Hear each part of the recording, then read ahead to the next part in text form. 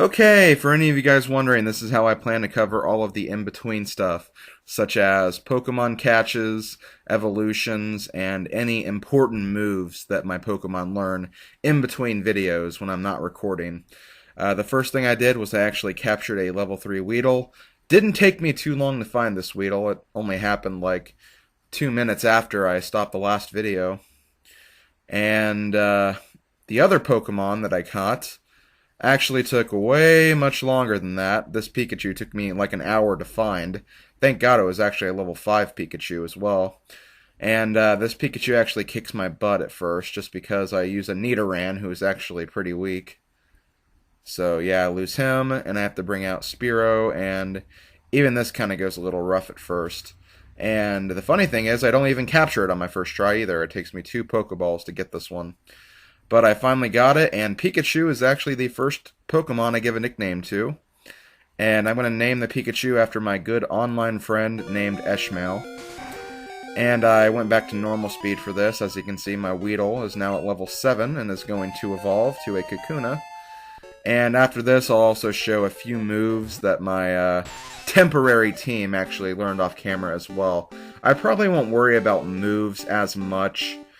I'll really only worry about showing them if they're Pokemon I'm actually currently using at the time. So, yeah, I'm not going to show every single move, but here they are. Spearow learned Leer, Rattata learned Quick Attack, and Eshmael learned Thunder Wave. And now we can actually get to the main part of the video. I'll try not to show sections like these in too many videos. There'll probably be one of these sections like once per week, but that's really about it. So, with further ado, let's start Pokemon episode number 3. Hello everybody, SlimKirby here. Welcome back to more Let's Play Pokemon Blue. I did a lot of off-screen training, and very quickly I'll show you what I came up with. First, I have Metapod and Kakuna. They're both at level 9, and they're both basically one battle away from leveling up. I got them at this point so I could show you the final evolution, and then probably briefly start using their evolve forms if I need to. I also leveled up my Rattata to level 7, just so it could know Quick Attack. Quick Attack is a very good move to have in a just-in-case scenario when the enemy only has like 1 health left and you just need to really finish it off. So Quick Attack is definitely really good for that. Spearow, level 10. Pikachu, also known as Eshmael, level 10. Pikachu also knows Thunder Wave, which is a paralysis attack. And Squirtle is also at level 10. And with these levels and these Pokemon, I think I am actually ready to tackle the first gym of the game. The gym in Pewter City. This gym specializes in Rock-type Pokemon. Although it's kind of weird, because you won't have to deal with any Rock moves at all in this gym. Because the Pokemon are so low level, they don't know any Rock moves themselves. So this is actually going to be very, very easy. And another very ironic thing is this first trainer doesn't actually have any Rock Pokemon. He actually specializes in Ground-type Pokemon, which is kind of similar to Rock types, but they're also vastly different. They have different weaknesses, and they actually have different immunities too, so it's worth to keep that in mind. So this junior trainer's first Pokemon is a level 11 Diglett. We're going to use Squirtle to take this out.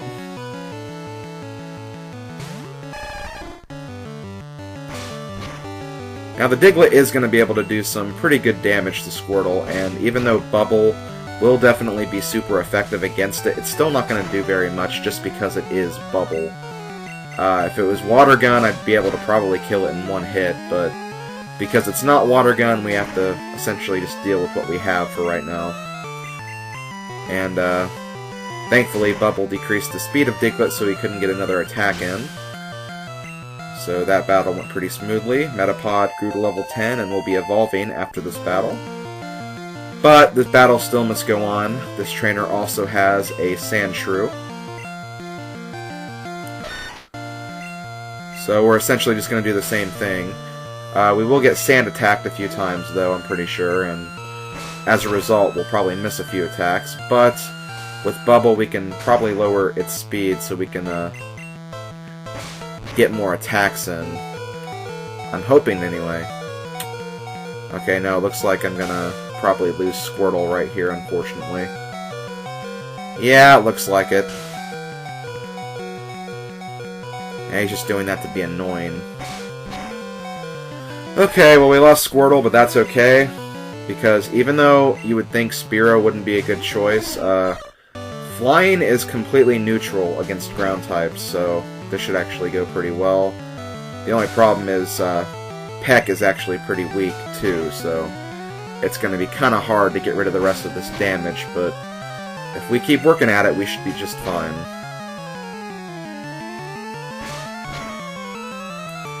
In fact, I actually want to... Wait, no, I better not. I don't remember what exactly happens. I could have actually switched to Kakuna right here and actually got 2 evolutions for the price of 1 battle, but I don't remember if this game is like old enough to the point where if you get 1 evolution, it'll just skip the other one. Probably not, but I just want to be safe. Besides, I kind of want to focus more on Metapod right now so I can get its Confusion ability at Butterfree level. But anyway, here we go. Metapod is going to evolve now into a very beautiful, majestic Butterfree. Alright, I approve of that. Okay, so I need to run back quickly to the Pokemon Center so I can heal Squirtle, because Squirtle is going to be very, very necessary for this next fight. Because even though those first 2 Pokemon were ground types, both of the Gym Leader's Pokemon are rock/ground types, and water moves are not only 2 times as effective, they're 4 times as effective against a rock-ground type, so Bubble will do a lot more damage and we'll be able to take out those Pokemon so much easier, so it is very, very vital that we have Squirtle with us. But now that we're done with that, let's go ahead and move back to the gym. I'm going to keep Metapod in front, or Butterfree now in front, just so I can hopefully get Butterfree up to level 12 before too long, because level 12 is when it learns Confusion. Like I said before, Psychic types are very, very powerful in this game, so definitely make use of them if you can. And another thing I should mention, Spearow and Pikachu are going to be pretty useless in this battle.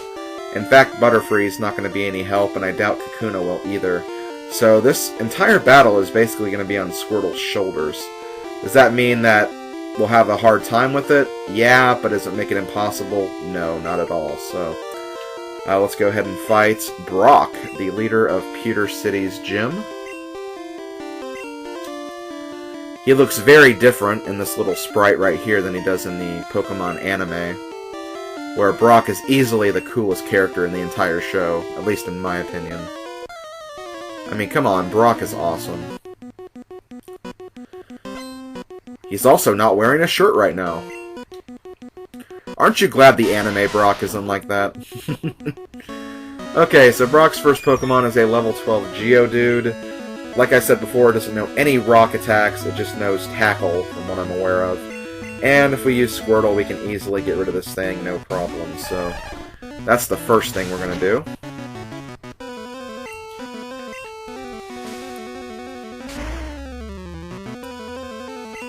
Yeah, I couldn't quite kill it in one shot, but I can definitely two-shot it right here. And there we go, Geodude has been defeated. And on Brock's second Pokemon is a level 14 Onix, as we'll see in just a minute. Very quickly, I am going to go back to Butterfree.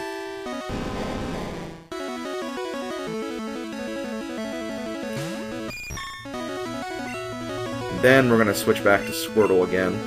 Before we start attacking, though, I'm actually going to use a bunch of Tail Whips on Onix, just so I can lower its defense very heavily if I need to.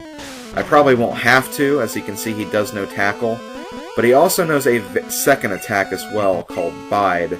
And Bide can actually be very dangerous because what it does is whenever he uses Bide... Oh, thank God I didn't die right there. But whenever he uses Bide, he basically stores up energy, and whenever you attack Onix, while he's storing up energy, he will release the amount of damage you did to him. I don't know if you get double the amount of damage, or he just releases the same amount you dealt to him, but either way, that's something you want to look out for, because you do not want him to unleash a bunch of energy on you, and you can, while in the meantime, if he's storing energy, he's not going to be attacking, so you can just basically tail whip him and lower his defense heavily. That's essentially how you're going to win this fight if you choose Charmander as your starter, because Charmander will not be able to do very much damage against Brock. But thankfully, I was able to beat Brock with my Squirtle. Butterfree, unfortunately, didn't gain a level up, but that's okay. But we did beat the gym, we got the Boulder Badge, and he's also going to give us a TM that will contain Bide, the attack I was talking about earlier. I honestly do not recommend using Bide. It's not a very good attack. You are kind of vulnerable whenever you use it, and the only way you would want to use it if you give it to like a Pokemon who has very, very high HP, so he can actually, take the hits while he's storing up energy for Bide. So yeah, that's basically what I recommend whenever you want to use Bide. But I'm probably not going to use it in this playthrough. Like I said before, I kind of already have a team planned and the moves for that team planned, so I'm going to pretty much rely on that. But we beat Pewter City Gym, so hooray for that. Going to go back to the Pokemon Center once again so we can heal up. And then we can actually move on to the next area, where we actually have a lot of Pokemon trainers, so we're going to be training like mad when we're down there. I think our Pokemon levels are pretty good for this point in the game, though. You essentially want to have all of your Pokemon at or around level 10, which is generally what I have. I know my Rattata's at level 7, but Rattata's probably going to get benched once I get my first permanent team member for this game, and that's going to be very, very soon. So, let's see, let's go on to this route. I'm going to put Kakuna in front, because this first trainer we're going to fight is actually a bug catcher. And this guy should give us enough experience for Kakuna to evolve.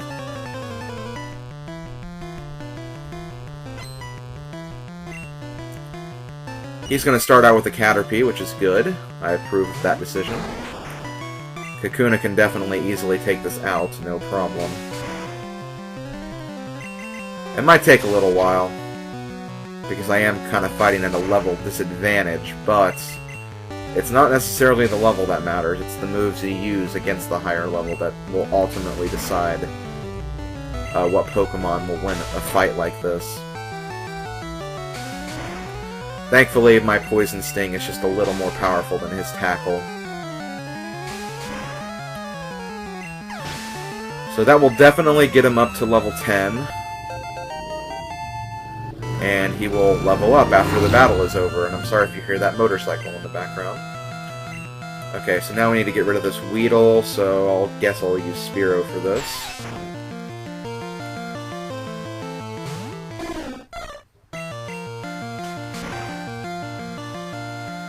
Gonna peck this Weedle's face off.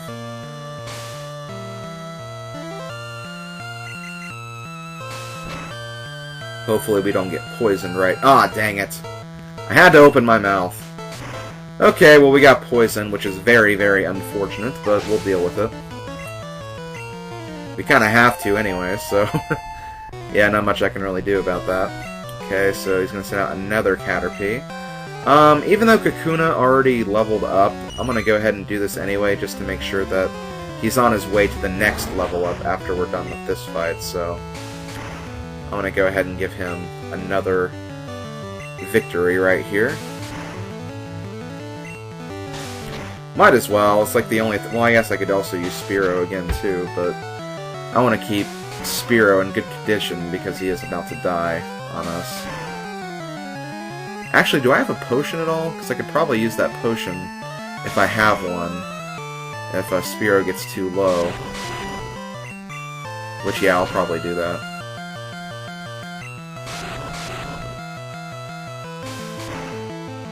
Okay, there we go.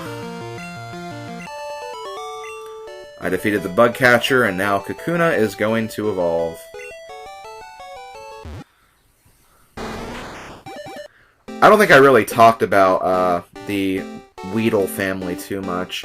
I wouldn't say it's the best family to go with if you're looking for a bug Pokemon to use on your team.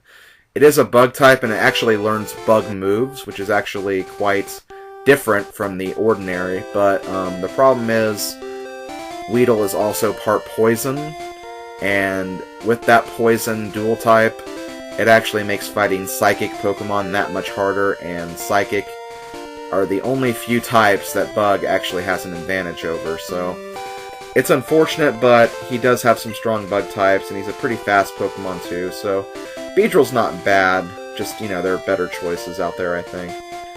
And let's see, who do I want to have in front? I think I'll put Pikachu in front, because I believe this trainer down here has Pidgeys we can destroy.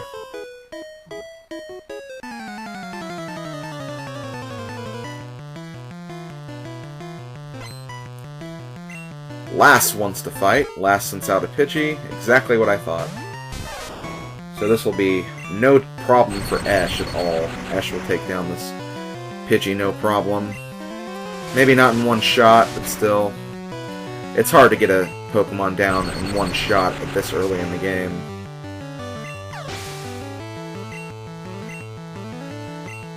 As long as you can minimize damage, though, it's not too bad.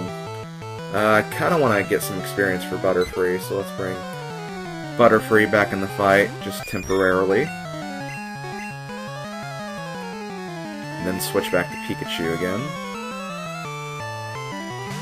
Like I said, I'm trying to go for level 12 for my Butterfree, if I can do that.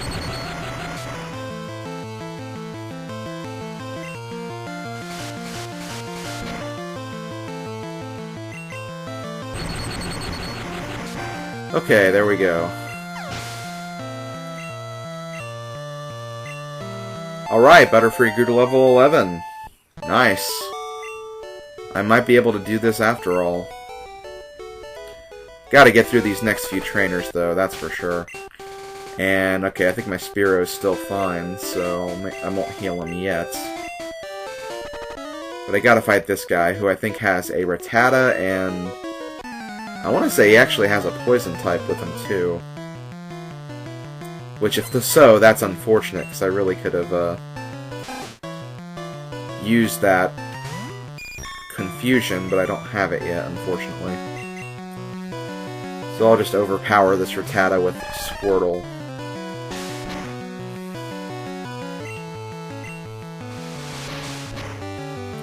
Quick Attack's going to be kind of annoying, though. That's one of the downsides of a Pokemon with Quick Attack. Quick Attack also barely misses, too, so that's another problem with the move. Just pray that you can actually survive it whenever you get hit by it.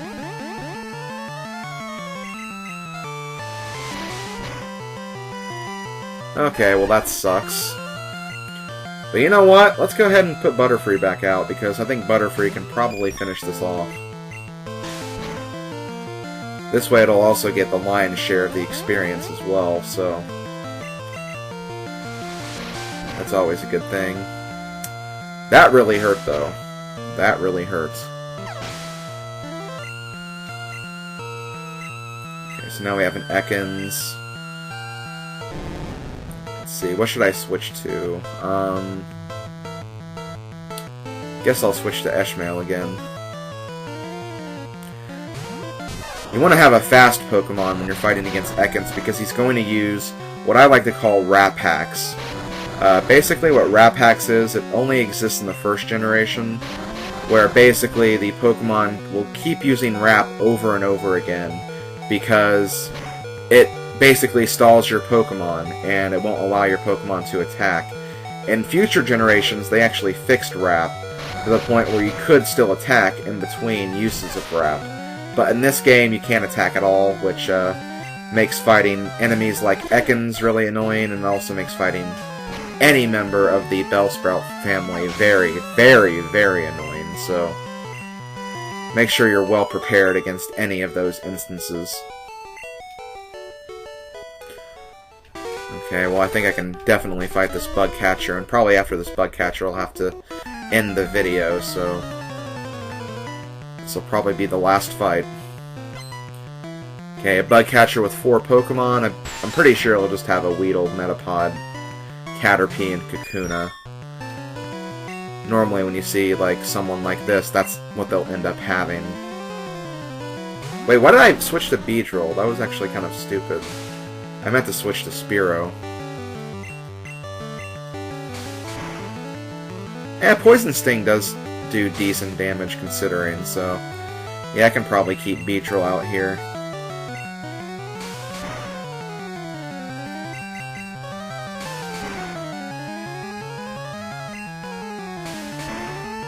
Interesting how it says super effective, even though they are part poison, so... I kind of figured it would have a not very effective, or just it'd be neutral damage, because one cancels out the other. But I guess not. Okay, so now he's going to bring out Kakuna, so let's bring Butterfree back in again. Butterfree should be able to evolve after, or not evolve, but learn Confusion after this. So let's go back to Spearow again, and use Spearow to just take this guy out.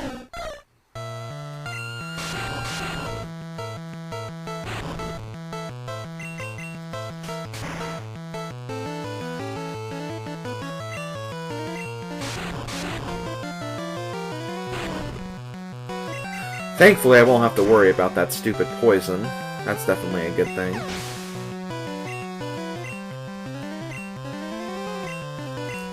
Okay, now we have the Caterpie to deal with. I could probably honestly use Butterfree right here, but... yeah, I'm not going to worry about it. Well, no, I will. I'll go ahead and use Butterfree. I don't think a level 9 Caterpie will be able to take my Butterfree out. Well, maybe. If it keeps getting critical hits like that, it will be able to. But that's a very, very low chance, so I should be okay. Especially when it just randomly uses String Shot like that. Oh no, no, don't miss now, don't miss now. It's not good to miss when you're ahead.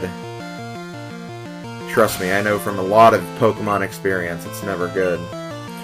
Okay, Butterfree grew to level 12, and it learned Confusion! Alright, perfect.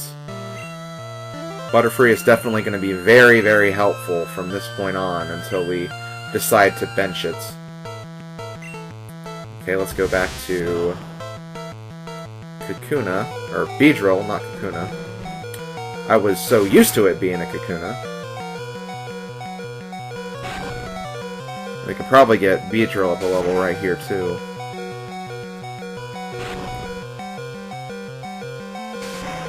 And there we go. Beedrill grew up to level 11. Our Butterfree knows Confusion, and we defeated the bug catcher. So with that, I'm probably going to end the video right here. In the next video, we'll continue for the rest of this route, and probably enter the next area too. So this has been SlimKirby. This has been Let's Play Pokemon Blue. See you guys next time. Later, folks.